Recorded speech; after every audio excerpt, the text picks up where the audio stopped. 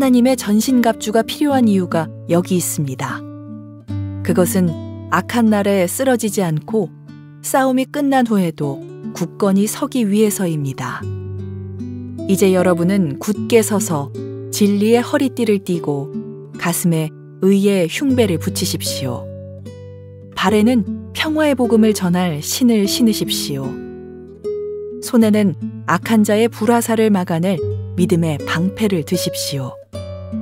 머리에는 구원의 투구를 쓰고 하나님의 말씀인 성령의 칼을 쥐십시오. 성령 안에서 늘 기도하고 필요한 모든 것을 위해 간구하십시오. 언제나 준비된 마음으로 좌절하지 말고 다른 그리스도인들을 위해서도 기도하십시오. 또한 나를 위해서도 기도해 주십시오. 말씀을 전할 때 두려움 없이 담대하게 복음의 비밀을 말할 수 있도록 나를 위해 기도해 주십시오. 나는 복음을 전하는 자로서 사명을 받았습니다. 이제 나는 감옥에서 이 일을 합니다. 내가 옥중에서도 전해야 될 말씀을 담대하게 전파할 수 있도록 기도해 주십시오. 네, 가슴에 손을 얹고 우리 믿음을 고백하고 함께 말씀을 듣겠습니다. 제가 먼저 고백하겠습니다. 하나님은 나를 사랑하십니다. 나는 그 사랑 안에 있습니다. 하나님은 오늘 나에게 말씀하실 것입니다.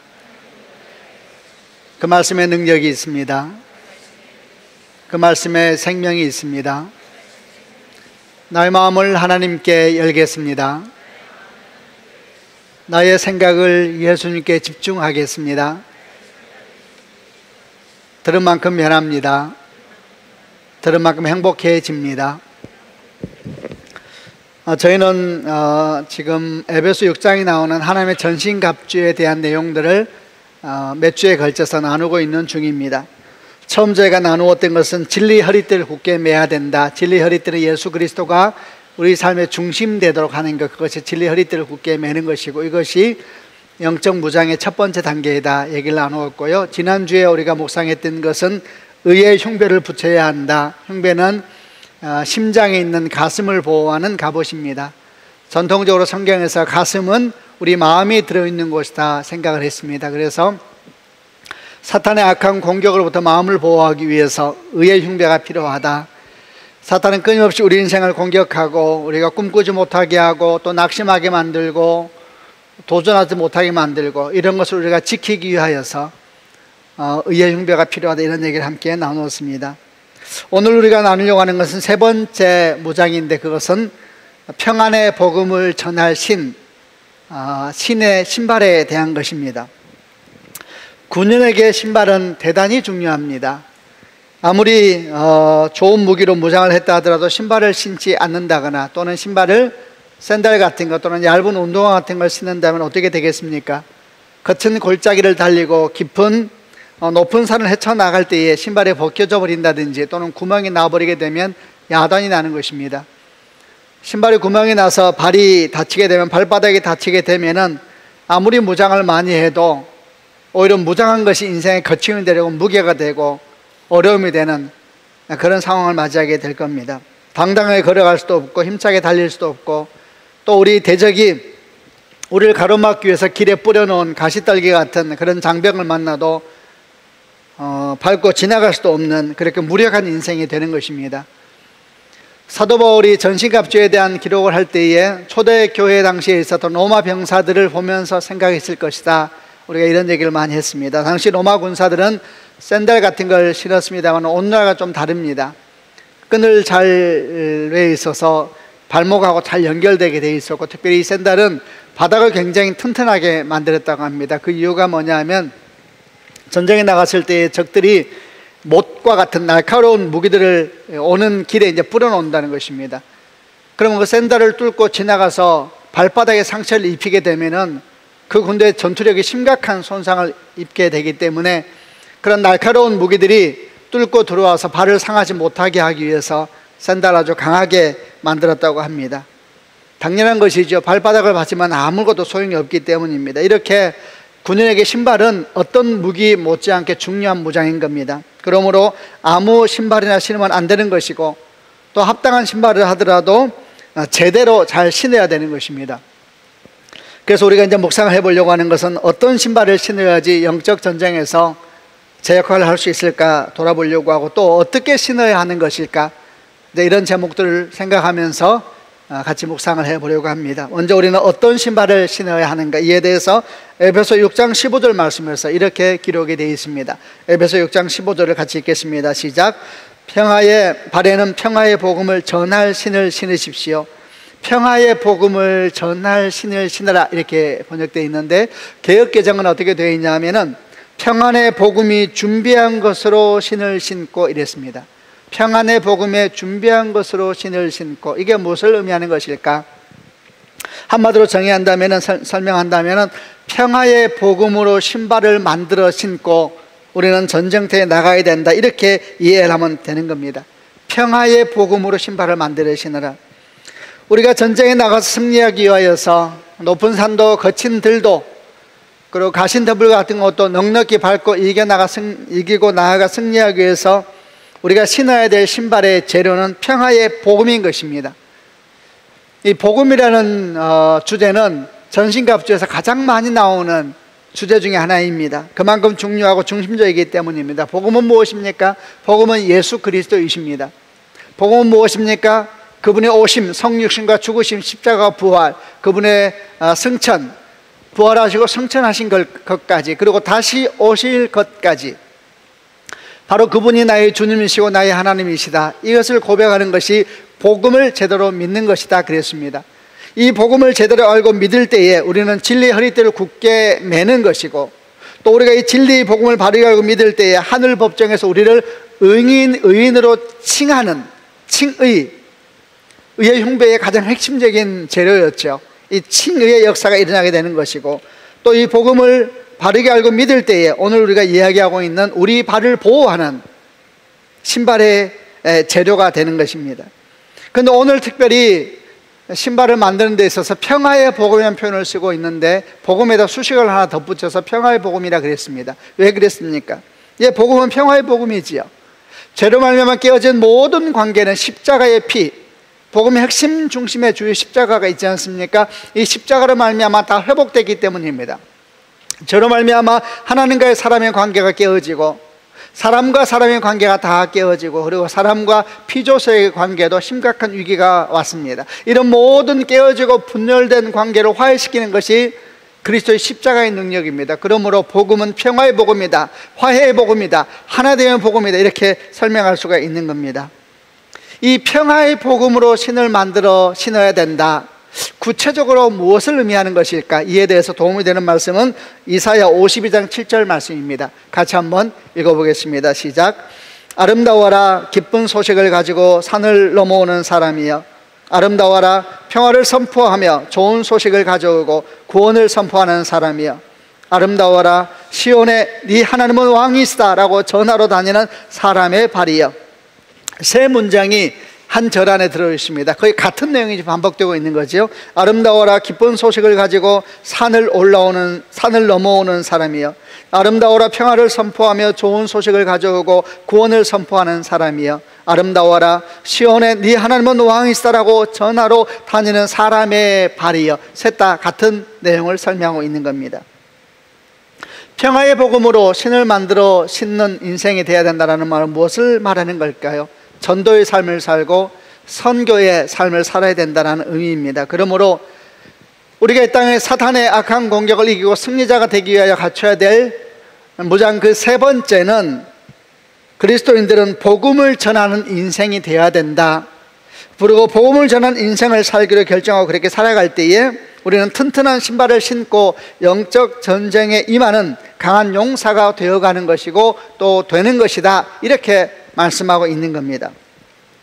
이 내용을 좀 더 구체적으로 살펴보기 전에 여기서 우리가 중요한 사실 하나를 우선 배우고 가야 합니다. 그것은 우리가 보통 전도나 선교 이러면 어떤 느낌을 갖습니까? 명령이라든지 의무라든지 이런 느낌을 갖지 않습니까? 예를 들어서 마태복음 28장에 있는 너희는 가서 모든 족속으로 제자를 삼아 아버지와 아들과 성령을 세례를 주라, 이런 말씀이라든지 사도행전 1장 8절에 있는 오직 성령이 너에게 마시면 너희가 권능을 받고 예루살렘과 온 유대와 사마리아 땅끝까지 이런 내 증인이 될 것이다, 이런 말씀을 딱 듣게 되면 선교나 전도 이런 것은 명령이고 의무이다, 이런 생각을 하게 됩니다. 이 말이 맞는 이야기이죠. 그러나 거기서 끝나면 안 됩니다. 오늘 우리가 지금 나누고 있는 하나님의 전신갑주에 대한 내용 중에 평화의 복음의 신을 신고 사는 삶, 이것이 가르쳐주는 전도와 선교는 명령이나 의무를 넘어서 그렇게 사는 것이 우리를 사탄의 악한 공격으로부터 보호해 주는 것이고, 나아가서 사탄의 강교한 진을 회파하는 강한 영적 무장을 하는 것이다 라는 것을 함께 가르쳐주고 있다는 겁니다. 여러분, 이것을 기억해야 됩니다. 그러므로 모든 크리스찬은 어디에서 무슨 일을 하든지 항상 전도나 선교에 신앙생활을 해야 되는 것입니다. 이 말은 모두가 다 선교사가 되어야 된다, 모두가 다 목사가 되어야 된다, 모두가 다 길거리에 나가서 복음지를 전하면서 당장 그걸 해야 된다는 것을 의미하는 것이라기보다는, 그리스도인은 어디에서 어떤 일을 하든지 항상 어떤 마음을 가지고 살아야 되냐 하면은, 나는 그리스도의 향기이다, 나는 하나님의 대사이다, 이런 마음, 이런 정체성을 다 가지고 그에 맞게 생각하고 그에 맞게 행동하며 살아가는 것, 그런 믿음의 생활을 해야 된다는 것을 말씀하는 것입니다. 바로 그럴 때 어떤 일이 생기게 됩니까? 바로 그럴 때 우선 우리 바깥에서 우리로 말미암아 예수를 아는 구원의 역사가 일어나게 되겠죠. 이게 바깥에서 맺히는 열매라면 거기서 끝나는 것이 아니라 우리 영혼에서, 우리 내면에서 아주 중요한 일이 생기는 것입니다. 그게 뭐냐면 우리 자신이 사탄의 악한 공격으로부터 우리를 보호할 수 있는 영적 무장이 이루어진다는 사실입니다.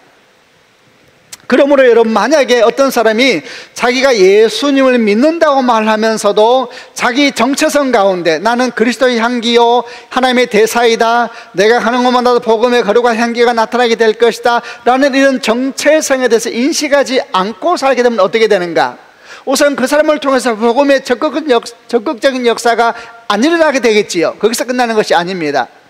어쩌면 더 중요할 수 있는 것 중에 하나는, 그렇게 무관심하게 인생을 살게 되면 자기 영혼이 아주 무력해진다는 것입니다. 연약해진다는 것입니다. 그래서 사탄이 그 인생을 건들면 능력이 없는 거예요. 능력이 없는, 무력한 그리스도인이 되는 것입니다. 함께 예수를 믿으면서도 어떤 위기가 오고 어려움 오면 어떤 사람은 참 당당하게 잘 지나가요. 높은 산도 힘차게 올라가고 깊은 골짜기도 힘차게 지나가요. 그리고 사탄이 우리 인생길에 때때로 가시떨기 같은 방해물을 놓아도 딱 밟고 지나갈 능력이 있는데, 어떤 사람은 발가락이 작은 생채기만 놔도 그냥 능력이 없어요. 무력하고, 왜 하나님은 내게 이렇게 고난을 많이 주시냐 그러고, 나는 왜 이렇게 기도해도 응답이 안 되냐 그러고, 이러면서 마치 하나님께서 그에게 은혜를 주시지 않는 것처럼 생각하는 사람들이 있는데, 오늘 본문은 그렇지 않다는 겁니다. 어쩌면 그렇게 무력한 신앙생활을 하는 사람들의 적지 않은 사람이 어떤 이유가 있냐 하면은, 이 발에 건강한 평화의 복음의 신을 신지 않고 살고 있는지 모른다는 겁니다. 그러니까 단순히 전도와 선교라는 것은 복음을 전해야 돼 열심히, 그런 것만 의미하는 것이 아니라 그로 말미암아 자기 내면을 견고하게 하는 영적 무장의 의미가 있다는 것입니다. 그러므로 우리가 모든 시간 가운데 상황 가운데 그리스도인으로서 나는 그리스도의 향기이다, 나는 하나님의 대사이다, 나로 말미암아 사람들은 하나님을 알게 될 것이다, 이런 생각을 딱 하면서 그런 생각 속에 살고 그런 생각 속에 행동하기 시작하면 우리도 모르는 사이에 우리가 어떻게 돼가느냐, 평화의 복음의 신을 딱 신고 우리도 모르는 사이에 용사가 되는 것입니다. 그러면 언제부턴가 우리가 작은 일에 놀라지 않아요. 몸에 좀 어려움이 와도 놀라지 않고 높은 산도 깊은 골짜기도 그냥 당당하게 지나가면서 주변 사람이 말하는 것입니다. 저 사람은 언제부터 저렇게 용사가 되었는가? 항상 자기 삶에 대해서 건강한 정체성을 갖고 살다 보면 여러분, 바로 그런 역사가 일어나게 되는 것입니다. 여러분, 우리가 기억해야 됩니다. 우리는 그리스도의 향기입니다. 아멘. 우리는 하나님의 대사입니다. 아멘. 우리를 통하여 하나님을 아는 향기가 세상 가운데 흘러가게 될 것입니다. 아멘. 제가 한 번 더 선포할 때 여러분 아멘 하시길 바랍니다. 우리는 그리스도의 향기입니다. 우리는 하나님의 대사입니다. 우리를 통하여 사람들은 하나님을 아는 냄새를 맡게 될 겁니다. 이런 인식을 다 가지고 사는 것이 용사가 되어가는, 이런 마음을 다 가지고 살 때에 우리가 이 세상에서 그리스도인으로서 무력하게 살지 않고 용사답게 승리하며 살 수 있는 아주 중요한 영적 무장이 되는 것입니다. 그 순간에는 별거 아닌 것 같아서 이런 일이 계속 되다 보면 용사가 되고, 그리고 그리스도인으로서 주께 정말 영광을 드리고 하나님께 나아가는 인생을 살게 되는 겁니다.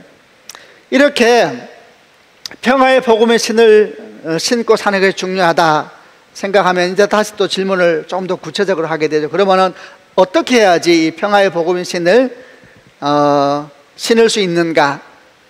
첫 번째, 이 평화의 복음의 신을 신고 살아가는 인생이 되기 위해서 필요한 것은, 첫 번째, 먼저는 우리가 그동안 신고 있었던 신을 먼저 벗어야 합니다. 그렇지 않습니까, 여러분? 신고 있던 신을 벗어야지 평화의 복음의 신을 신을 수가 있는 것이죠. 그러므로 지금까지 우리가 신고 있었던 신발은 어떤 것이 있는가 좀 돌아보고 점검해야 될 것입니다. 이를 위해 성경에 나오는 정말 평화의 복음의 신을 신고 인생이 완전히 바뀌었던 믿음의 조상들 몇 명을 잠깐 살펴보면서 우리는 혹시 그들이 원래 신었던 신발을 여전히 신고 있지는 않은지 돌아볼 수 있는 시간이 되길 바랍니다. 먼저 처음 묵상해 보려고 하는 사람은 출애굽 3장에서 하나님께서 시내산 가운데서 그가 원래 신었던 신발을 벗기시고 평화의 복음의 신을 신겨서 세상 가운데 내보내셨던 모세에 대한 이야기입니다. 출애굽 3장을 보게 되면 모세가 어느 날 시내산에 원래 그가 40년 동안 했던 것처럼 양과 염소를 데리고 가고 있는데, 시내산에서 떨기나무가 불이 붙어있는데 타지를 않는 것입니다. 너무 신기해서 가까이 가는데 주의 음성이 들립니다. 어떤 음성이 들려왔습니까? 네가 선 곳은 거룩한 땅이니 네 발에 신을 벗어라, 이래요. 네 발에 신을 벗어라. 그래서 모세는 신을 벗고 하나님을 만나는 겁니다. 그리고 이렇게 하나님을 만나고 난 다음에 그 산에서 내려왔을 때 그는 완전히 다른 사람이 되어 있었습니다. 이제 그는 애굽에 사로잡혀 있는 하나님 백성들을 구원하기 위한 구원의 복된 소식을 전할 평화의 복음의 메신저로서 그 산을 내려오고 있었던 것입니다. 말하자면 그는 그 산을 올라갈 때에는 원래 그가 신었던 신발을 신고 있었다면, 그 산을 내려올 때에는 그 신을 다 벗어버리고 평화의 복음의 신을 신고 복음의 메신저로서 애굽의 노예 생활하고 있는 백성들을 구하기 위한 하나님의 통로로서 그 산을 딱 내려오고 있었던 것입니다. 그 하나님께서 그 시내산에서 모세에게서 벗기셨던 원래 그가 신고 있었던 신발은 어떤 신발이었겠습니까? 그것은 두려움과 염려, 상처와 아픔이라고 하는 신발이었습니다. 40년 전에 그가 처음 애굽 땅에서 살인자가 되어서 야밤 도주하듯이 그 땅을 떠났을 때에 그의 삶 가운데 깊이 남아있던 건 뭐였습니까? 동족으로부터의 거절감이고 상처였고 두려움이었죠. 모세에 대한 두려움, 동족에 대한 상처와 배신감, 거절감, 이런 것들이 가득 차 있는 상태에서 그가 미디안 광야까지 도망을 갔습니다. 40년 동안 어떻게 살았습니까? 그 상처 속에 살았죠. 이 상처가 그의 인생이 된 겁니다. 우리 오늘 설명으로 하자면 그 상처가 그의 신발이 된 겁니다. 항상 가는 곳마다 그 생각이 떠나지가 않았고 그 상처가 떠나지가 않은 것입니다. 그런데 어느 날 하나님께서 그를 시내산에 부르셔서 평화의 복음의 신을 신겨주기 원하시면서 생명의 메신저로 그를 보내기를 원하세요. 그러나 모세가 어떻게 반응합니까? 그럴 수 없다고 말하지. 나는 그렇게 할 수 없는 인간이라고. 나는 결코 구원의 소식을 전할 사람이 못 된다고. 나는 결코 평화의 복음의 신을 신을 수가 없는 사람이라고. 나는 못한다. 그들이 나를 인정해 주지 않을 것이다. 나는 혀가 말이 둔한 사람이다. 그러나 하나님 포기하지 않으시고 계속 그에게 새로운 인생을 도전하실 때 그는 뭐라고 말합니까? 왜 나한테 이러십니까? 제발 나한테 그러지 마시라고. 이렇게 과거의 상처와 거절감과 이게 열등감이 돼가지고 그 아름다웠던 청년 모세가 이렇게 눌리고 있는 것입니다. 여러분, 하나님께서는 이 모세가 신고 있었던 이런 과거의 상처에 대한 모든 신발을 다 벗기기 원하셨던 것입니다. 왜냐하면 그 신발을 벗기지 아니하면 평화의 복음의 신을 신을 수가 없기 때문입니다. 여러분, 이런 비슷한 신발을 신고 있었던 사람이 또 한 명이 있었습니다. 구약의 예레미야 선지자가 그랬습니다. 예레미야서 1장 5절부터 9절까지 말씀을 한번 같이 읽어보겠습니다. 제가 5절 읽겠습니다. 내가 너를 모태에서 짓기 전에 너를 알았고 네가 배에서 나오기 전에 너를 성별하였고 너를 여러 나라의 선지자로 세웠노라 하시기로. 6절 내가 이르되 슬프도소이다. 주 여호와여 보소서 나는 아이라 말할 줄을 알지 못하나이다 하니 여호와께서 내게 이르시되 너는 아이라 말하지 말고 내가 너를 누구에게 보내든지 너는 가며 내가 네게 무엇을 명령하든지 너는 말할지니라. 너는 그들 때문에 두려워하지 말라. 내가 너와 함께하여 너를 구원하리라. 나 여호와의 말이니라 하시고 여호와께서 그의 손을 내밀어 내 입에 대시며 여호와께서 내게 이르시되 보라 내가 내 말을 네 입에 두었노라. 하나님께서 예레미야 선지자를 부르셔서 평화의 복음의 신을 심겨서 절망 가운데 있는 백성들에게 구원의 소식을 전하기 위해서 보내려고 하셨어요. 그 예레미야가 슬프다 그래요. 주님 나는 능력이 없습니다. 나는 아이라 말할 줄을 알지 못하나이다. 아주 여러 생각을 하게 하는 언어를 쓰죠. 나는 아이라 그랬습니다. 어떤 의미겠습니까? 나는 무력하다는 얘기죠. 나는 능력이 없다는 얘기죠. 또는 모세가 가지고 있었던 것처럼 내 입이 둔하다 이런 열등감이었을지도 모릅니다. 그러나 한 가지는 분명하죠. 모세든 예레미야든 하나님께서 그를 부르기 원하였지만 그의 내면에 있는 상처, 그의 과거의 기억들, 경험들 이런 것이 하나님의 평화의 복음의 신을 심기는데 큰 장벽이 된 것입니다. 여러분, 우리가 복음의 통로가 되고 생명의 통로가 되고 강한 용서의 땅을 살기 원하더라도 내가 그리스도의 향기이다, 내가 하나님의 대사이다 이런 마음을 가지고 세상을 살기 원해도 마음의 열등감이나 거절감과 상처가 있으면 그 부분에서는 이런 복음의 능력이 막혀버리는 것입니다. 그래서 회사에서 상처받은 사람은 회사에 상처가 있다 생각해봐요. 그럼 하나님께서 네가 복음의 통로이고 네가 하나님의 대사이다 그러면서 그 영역에서 다 그렇게 살아야 되는데 회사에 상처를 받으면 그렇게 안 돼. 열등감이 누르고 두려움이 누르고 이러면은 내가 그리스도인답게 없게를 못 피우고 사는 거예요. 나는 그리스도인이고 나는 하나님의 그리스도의 대사 향기이고 하나님의 대사인데 그렇게 안 되는 것이죠. 그러니까 하나님 뭐라고 말씀합니까? 그 두려움과 염려의 신을 다 벗으라는 것입니다. 여러분 주님의 이름으로 축복합니다. 우리 가운데 혹시라도 열등감과 두려움과 과거의 상처가 있다면 오늘 이 시간 다 벗어버리는 축복이 있기를 주님의 이름으로 축원합니다. 염려와 두려움과 근심의 영들은 우리를 평화의 복음의 거룩한 신을 신지 못하게 하는 것입니다. 계속 그 염려 속에 열등감 속에 사로잡혀서 그리스도인의 당당함도 잊어버리고 능력도 잃어버리고 무력하게 살게 되는 것입니다. 나 주님께서 오셔서 그 신발을 다 벗기시니까 믿음으로 그 모든 상처를 주 앞에 내어드리고 기도하면은 하나님께 세임과 능력을 더하여 주실 줄로 믿습니다. 또 우리가 벗어야 될 옛 신발은 무엇입니까? 그것은 사도행전 9장에서 사도 바울이 예수님을 만나기 전에 청년 사울로 명명이 되어 있었을 때 그 청년 사울이 예수 믿는 사람을 붙잡기 위하여서 다메섹으로 가는 도중에 길가에서 밝은 빛 가운데서 예수를 만나게 되고 그 예수를 만났을 때에 그의 발에서 벗겨져야 했던 신발인 겁니다. 예수님을 만나기 전에 청년 사울은 참 무서운 사람이었습니다. 율법 그리고 지성 그리고 태어난 배경들 하나하나가 다 대단한 사람이었죠. 그는 바리새인 중에 바리새인이요 히브리인 중에 히브리인이요 가말리엘 제자로 살아가면서 최고의 율법 교육을 받은 사람이고 청년 때에 이미 이스라엘 가운데 탁월한 다음 세대의 지도자로 세워질 만큼 인정받을 만큼 대단한 사람이었습니다. 그는 스데반을 죽이는 일에 1등 주도자가 되었다가 이제 거기서 머물지 아니하고 다메섹까지 가서 예수 믿는 사람을 다 잡아오겠다고 올라가고 있는 중이었습니다. 그런데 올라가다가 길가에서 큰 빛 가운데 예수 그리스도를 만나게 되지 않았습니까? 큰 빛과 함께 갑자기 주의 음성이 들려왔습니다. 사울아 사울아 어찌하여 네가 나를 핍박하느냐? 주여 니시오니까 나는 네가 핍박하는 예수다. 엄청난 빛에 사울은 눈이 멀어버렸고 그 자리에 주저앉아버리고 말았습니다. 그리고 3일 동안 앞을 보지 못하였죠. 그러나 여러분, 사실 이 청년 사울이 큰 빛 가운데 앞을 보지 못하고 주저앉아 버린 것보다 더 큰 것은 그의 내면과 영혼에 일어났을 것입니다. 엄청난 충격, 아마 영적인 진공 상태에 빠졌을 것입니다. 죽이고자 쫓아다녔던 그 존재가 하나님이었던 겁니다. 하나님.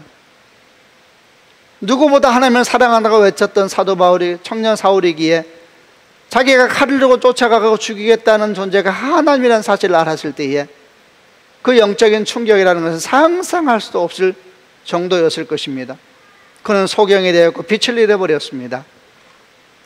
그리고 어둠 가운데 옆에 있는 사람이 도움을 받아서 다메섹으로 이제 올라가게 되었습니다. 그때 하나님께서 다메섹에 있는 아나니아라고 하는 제자에게 나타나셔서 사울이 어디에 있음을 알려주시면서 가서 그에게 안수하여 그가 다시 보게 하라 이렇게 말씀하십니다. 아나니아가 주의 말씀을 따라 사울을 찾아가서 그를 안수하며 기도했을 때에 성경은 기록하기를 청년 사울의 눈에서 비늘 같은 것이 벗겨졌다 그랬습니다. 그리고 그의 인생은 완전히 바뀌어 버립니다. 청년 사울은 사도 바울이 되었습니다. 이제 그는 죽이는 인생이 아니라 오히려 생명을 걸고 이방 선교의 사역을 감당하면서 죽을 수도 있는 자리 가운데 자기를 기꺼이 내어놓게 되었습니다. 그는 지금까지 신고 있던 신발을 완전히 벗고 평화의 복음의 신으로 완전히 바꿔 신어버린 것입니다. 청년 사울의 눈에서 비늘 같은 것이 벗겨졌을 때에 그의 인생을 인도하였던 그의 인생의 신발도 벗겨진 것입니다. 하나님께서 이때 청년 사울에게서 벗기기 원하셨던 신발은 어떤 신발이었습니까? 율법이라고 하는 신발이었죠. 자기 의라고 하는 행위의 신발이었고 종교라고 하는 신발이었습니다. 또 이 신발이 얼마나 강한지 모릅니다. 이 신발을 벗기가 그렇게 어렵기 때문에 주님께서 사도 바울을 영적인 진공 상태에 밀어넣어 버리세요. 그리고 빛을 뺏어 버리세요. 빛을 뺏어 버리세요. 신발을 벗기가 이렇게 힘든 것입니다.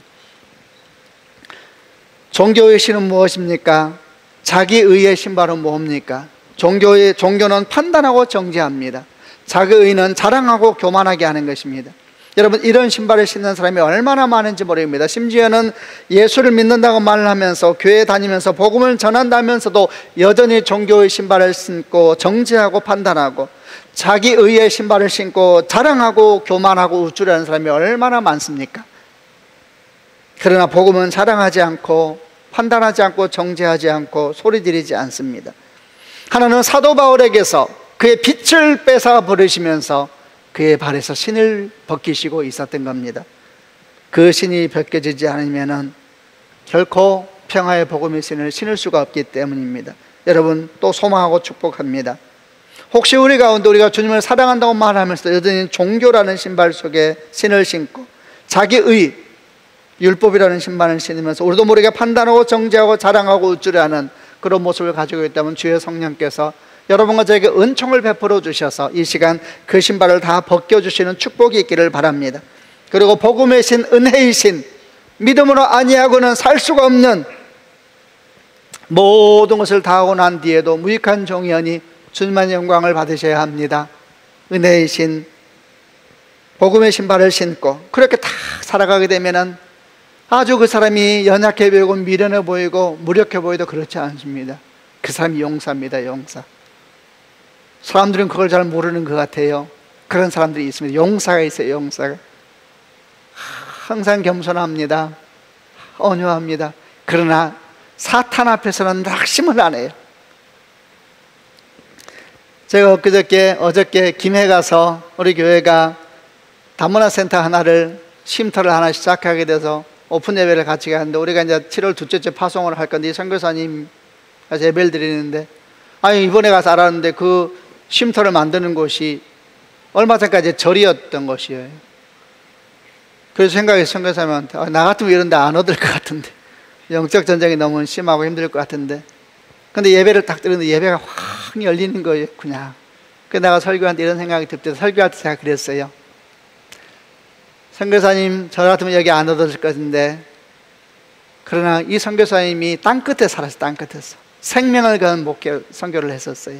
실제로 그랬어요. 실제로 순교자가 눈앞에서 펼쳐지는 역사를 보고 죽음 한가운데 들어가기도 하고 설교를 하는데 이런 생각이 드는 거예요. 그 사람이 대단한 용사였던 거예요. 대단한 용사였던 거예요. 하나도 그게 문제가 안 돼. 이 사람은 왜? 목숨 걸고 사역했던 사람인데 저는 아무것도 아닌 거예요. 용사예요. 용사 이 사람이. 그러니까 다 예배를 드리는데 첫 예배를 드리는데 하늘이 열리는 거 있죠. 첫 예배를 드리는데 이렇게 감동이 종교의 신발을 신고 자기의 신발을 신으면 대단해 보이죠. 그러나 아니에요. 다 벗고 오직 복음으로, 오직 믿음으로, 오직 은혜로 다 신발을 신고 그렇게 살아가게 되면 그 사람이 용사인 것입니다. 무너지지가 않아요. 쓰러지지가 않아요. 낙심하지를 않아요. 사탄이 장난을 칠 수가 없는 인생이 되는 것입니다.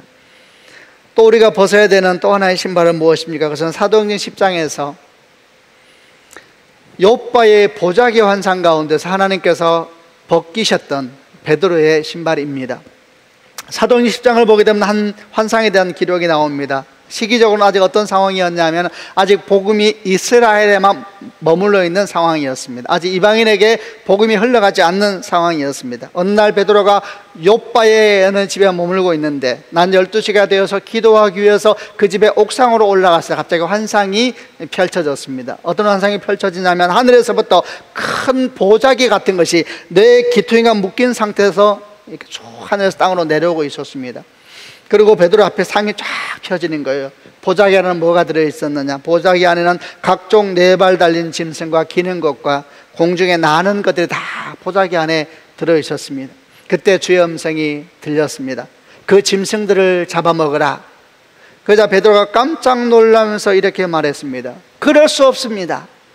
나는 지금까지 속되거나 부정한 것을 잡아먹은 적이 없었습니다. 이러보건대 아마 보자기 안에 있는 짐승들이 레위기에 말하는 부정한 짐승들이 여기에 꽉 차 있었던 것 같아요. 돼지 같은 거 뭐 이런 짐승들이 하나님 잡아먹으라. 그럴 수 없습니다. 나는 지금까지 부정하거나 속된 것을 잡아먹은 적이 없습니다. 그러자 다시 주의 음성이 들려옵니다. 하나님이 깨끗하게 하신 것을 네가 왜 부정하다 하느냐? 이 환상이 3번이나 반복된다 이렇게 말해요. 3번. 이 보자기가 3번 왔다 갔다 3번이나 반복됐다 그랬어요. 3은 하나님의 숫자입니다. 얼마나 이 신발을 벗기기가 어려운지 몰라요. 3번이나 환상을 보이세요. 그리고 환상이 탁 사라지세요.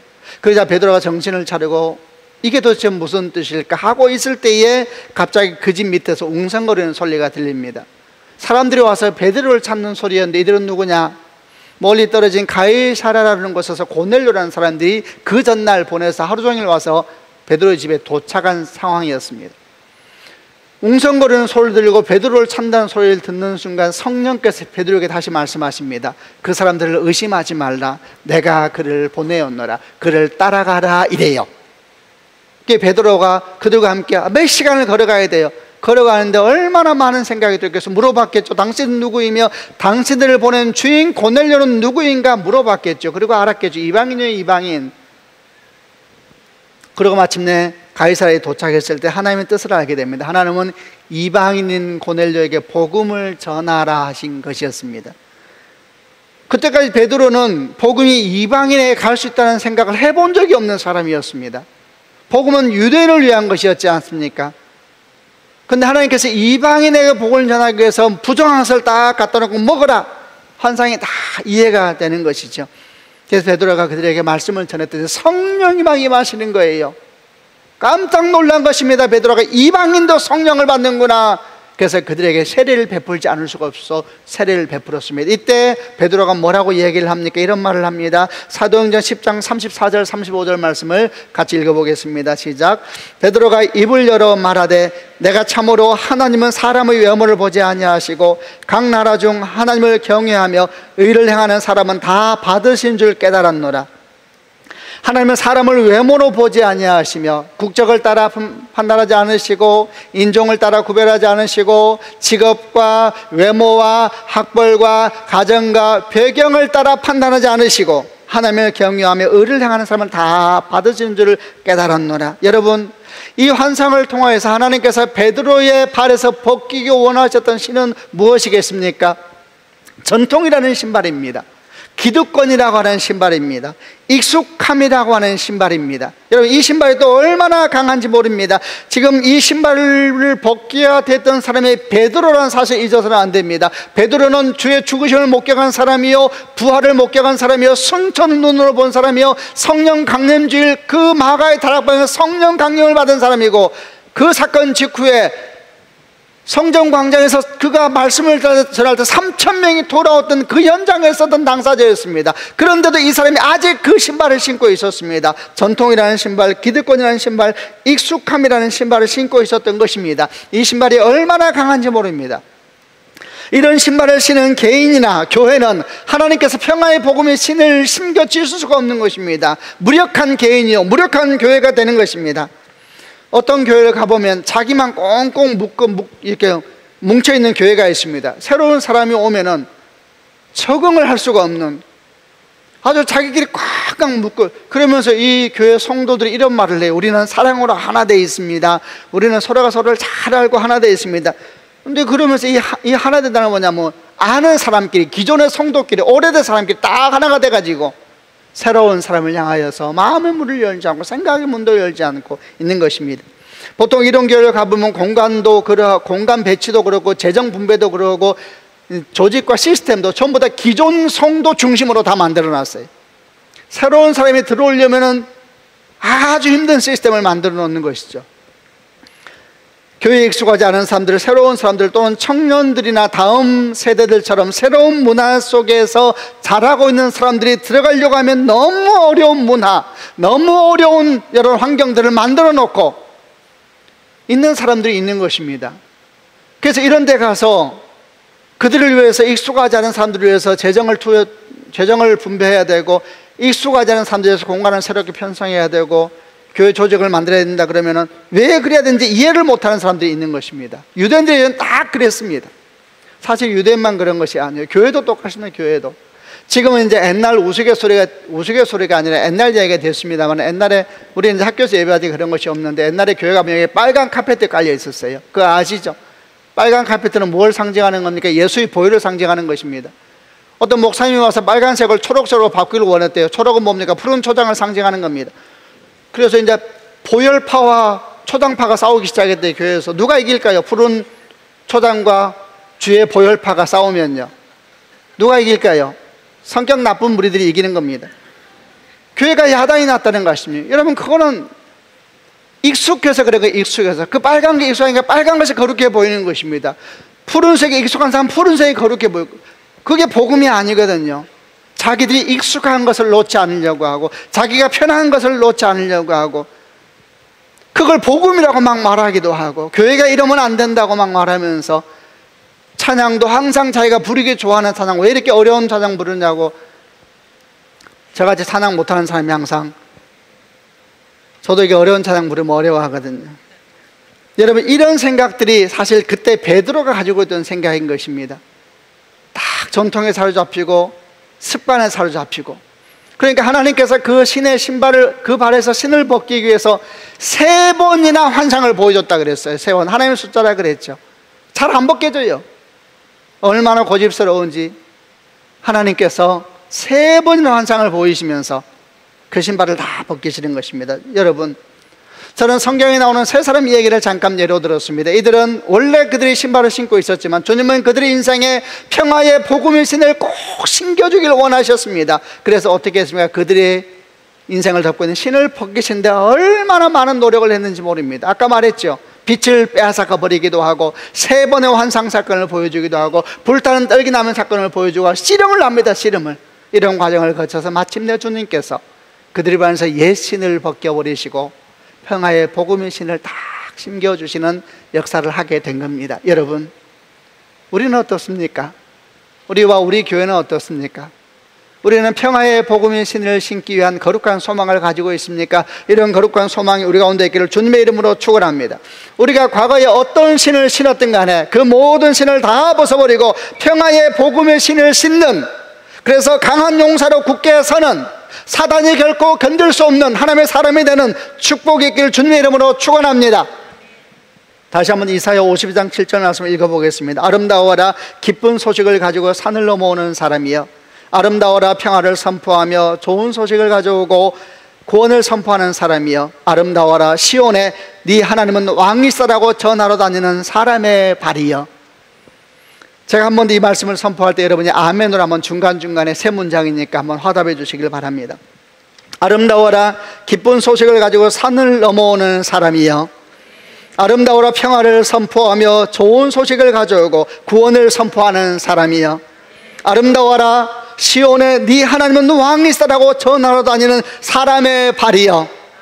여러분 덧붙여서는 이렇게 말하고 싶습니다. 아름다워라 나는 그리스도의 향기다 외치고 다니는 사람이여. 아름다워라 나는 하나님의 대사입니다 기억하고 살아가는 인생의 사람이여.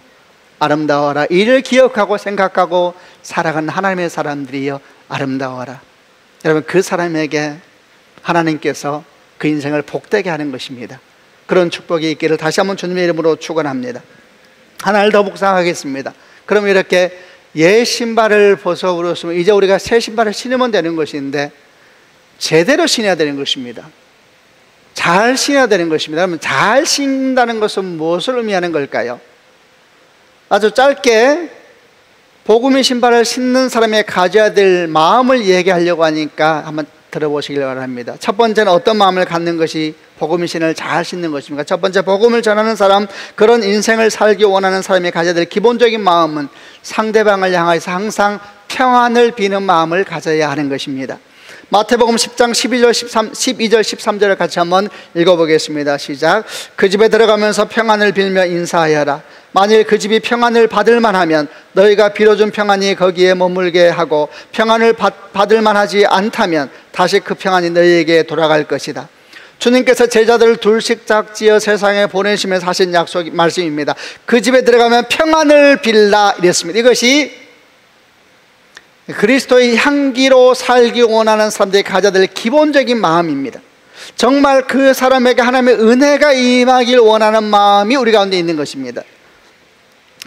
누군가를 위해서 기도하고 누군가가 하나님을 알면 좋겠다라는 마음을 우리가 가지고 있을 때에 먼저 필요한 기도는 뭐냐면 그를 마음껏 축복해, 진심으로 정말 저 사람이 잘 되면 좋겠다.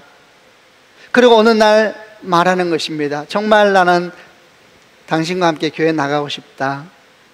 당신과 함께 교회 나가면 정말 내가 행복할 것 같다. 진심으로 그를 축복하는 마음으로. 참 사람이 신기하지요. 사람이 영이에요. 진심으로 축복을 쌓아놓은 기도와 진심으로 축복하는 말로 선포할 때에 거기에 하나님의 은혜가 있는 것입니다. 아멘이죠. 평화를 빌라 그래서 평화를 빌라.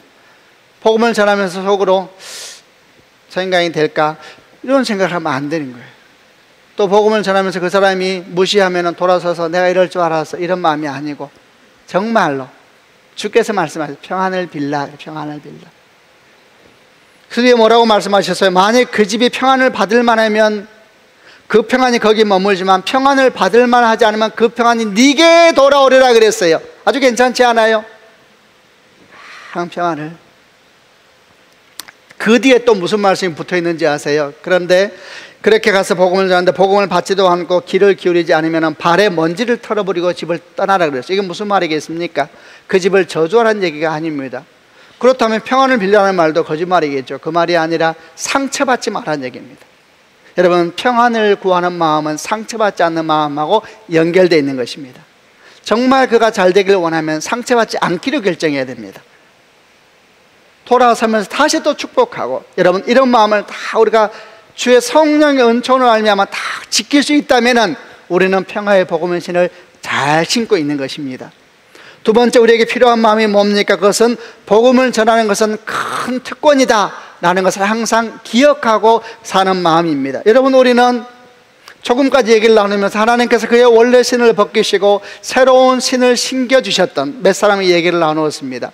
모세를 묵상해 보았고, 예레미야를 이야기 나눴고, 사도 바울과 베드로에 대한 이야기를 했습니다. 여러분, 이들의 삶을 어떻게 생각하십니까? 너무 아름답지 않습니까?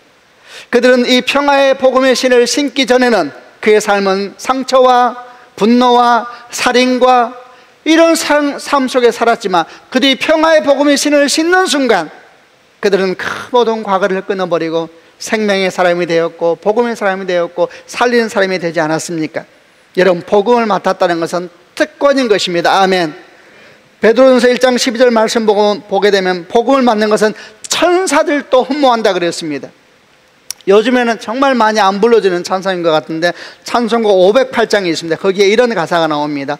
우리가 지금은 나그네 되어도 화려한 천국에 머자나 가리니 이 세상에 있을 때 주 예수 위하여 날마다 힘써 일하세. 후렴에 주 예수 내게 부탁하신 일 천사도 흠모하겠네. 화목케 하려 하신 구주의 말씀을 온 세상 널리 전하세. 주 내게 부탁하신 일 천사도 흠모하겠네. 저는 설교를 준비하면서 노래를 많이 했습니다마는 부르지 않고 가사만 지금 알려드리고 있는 겁니다. 주 내게 부탁하신 일 천사도 흠모하겠네. 화목케 하라 하신 구주의 말씀을 온 세상 널리 전하세. 복음을 맡은 것은 축복인 것입니다. 그러니까 전하고 난 뒤에도 혹시 우리가 거절을 당해도 감사한 겁니다. 이런 마음을 딱 잘 지키고 있으면 그가 평화의 복음의 신을 잘 신고 있는 겁니다. 마지막으로 하나 더, 우리 어떤 마음을 가져야 평화의 복음의 신을 잘 신는 것입니까? 그것은 전도의 신비를 믿는 마음입니다. 여러분, 전도는 신비입니다. 전도는 소위 말하는 말발에 있지 않습니다. 우리는 이런 생각을 자주 합니다. 내가 참 이렇게 좀 멋지게 설명하면 좋겠다. 사람들이 관심 있는 인문학적인 소양도 좀 더하고 자연과학, 사회과학, 게다가 역사를 관통하는 막 탁월한 통찰력까지 더해가 쫙 인생을 얘기하다가 뒤에 딱 복음을 말하면 사람들이 딱 고개를 숙이지 않을까, 이런 생각을 하지요. 여러분, 하나님은 뭐라 하실까요? 고린도전서 1장 21절 주님께서 이렇게 말씀하셨습니다. 하나님의 지혜에 있어서는 이 세상이 자기 지혜로 하나님을 알지 못함으로 이랬습니다. 이 세상이 자기 지혜로 하나님을 모른대요. 여러분, 인문학으로 하나님 모릅니다. 자연과학으로, 사회과학으로 하나님 모릅니다. 역사에 대한 통찰력으로 하나님 모릅니다. 자기 지혜로 하나님을 알지 못한다 그랬습니다. 알지 못함으로 하나님께서는 전도에 미련한 것으로, 전도에 미련한 것으로 믿는 자들을 구원하기를 기뻐하셨도다. 전도에 왜 미련합니까? 첫 번째는 십자가를 전하니까 미련한 것입니다. 십자가를 누가 좋아해요? 다 복 받으려고 신앙 가지려고 그러죠. 근데 예수 믿으니까 십자가가 앞에 있다고 말하니까 그래서 어리석은 것이죠. 왜 미련합니까? 그 전도의 통로로 쓰는 사람을 보니까 미련한 거예요. 좀 똑똑한 사람들을 불러야 되는데 성경을 보니까 다 미련하고 우리처럼 부족한 사람을 부르셔서 전도를, 하나님의 말씀을 전하게 하시는 미련한 것입니다. 그런데 주님 뭐라 하냐? 그렇게 역사가 일어난다는 거예요. 여러분, 전도는 신비입니다. 신비. 아멘이지요. 전도해 보셨습니까? 혹시 전도하니까 여러분 탁 입을 열어 말하니까 그 사람이 감동하면서 나도 믿겠소, 혹시 이럴 생각할 때 역시 내 말이 남달라, 이럴 때 나오는 말이 회개하라. 누가 뿌려놓은 겁니다. 누군가가 뿌려놓은 겁니다. 전도는 신비입니다. 여러분, 신비입니다. 저 사람 다 믿을 것 같죠? 안 믿습니다. 이런다고 될까? 근데 덜컥 믿는다 그래요. 깜짝 놀라죠. 진짜로요? 믿고 싶어요. 깜짝 놀라죠. 여러분, 전도는 신비입니다. 이걸 믿어야지 뿌려도 낙심하지 않고 혹시 못 꿔도 낙심하지 않는 것입니다. 이런 마음을 잘 견지하고 있으면 항상 축복하는 마음을 잘 지키고 있고, 내가 참 특별한 복을 받았구나, 내가 복음을 맡았다니, 이걸 잘 지키고 있고 복음의 신비를 잘 마음에 기억하고 있으면 우리는 평안의 복음의 신을 잘 신고 있는 것입니다. 그러면 어떻게 되겠습니까, 여러분? 사탄이 우리 인생을 향해 건드려도 우리는 이렇게 외칠 수 있는 것입니다. 높은 산아 네가 무엇이냐? 내 앞에서 평지가 될지어다. 깊은 골짜기야 네가 무엇이냐? 내 앞에서 평지가 될지어다. 우리는 다윗처럼 이렇게 말하게 되는 것입니다. 내가 주를 의지하고 적군을 달리며 내 하나님을 의지하고 담을 뛰어넘나이다. 내가 주를 의지하여 적군을 달리며 내 하나님을 의지하고 담을 뛰어넘나이다. 용사가 되는 것입니다. 인생길에 뿌려져 있는 가시밭길에 대해서 놀라지 않고 밟고 지나가는 것입니다. 단단한 복음을 만드는 씨는 다 누르고 발바닥에 생채기 하나 나지 아니하고 용사처럼 달려가서 영광을 보고 하나님 예배하는 거룩한 무리들, 그 무리 가운데 우리가 발견되게 될 줄로 믿습니다. 주의 은총 여러분과 함께 하시기를 바랍니다. 함께 기도하십시다. 한번 가슴에 손을 얹어 보시길 바랍니다. 성도 여러분, 오늘 우리는 평안의 복음의 신에 대한 말씀을 나눴습니다. 여러분, 말씀은 얼마나 놀랍고 귀한지 모릅니다. 우리는 주 앞에서 이 일을 잘 깨달아 알아야 합니다. 사탄의 수없는 공격으로 우리 인생을 무너뜨리려고 하고 우리 삶의 소망과 선한 자신감을 빼앗아 버리려고 하고, 우리 인생 가운데 어찌하든지 달리지 못하게 하고 뛰지 못하게 하면서 방해하려고 하는 것입니다. 그러나 여러분, 우리 마음 가운데 굳센 중심이 있어야 됩니다. 나는 그리스도의 향기이다. 나는 하나님 나라의 대사이다. 하나님 아버지, 이 믿음에 굳게 설 때에 우리가 평화의 복음의 신을 잘 싣는 용사가 되는 것을 믿음으로 받아들입니다. 우리가 그런 인생으로 오늘도 승리하며 나아가게 하여 주시고, 높은 산도 깊은 골짜기도 두려워하지 않고 나아가 승리하는 주의 백성들 되게 하여 주옵소서. 함께 통성으로 하나님께 기도하겠습니다.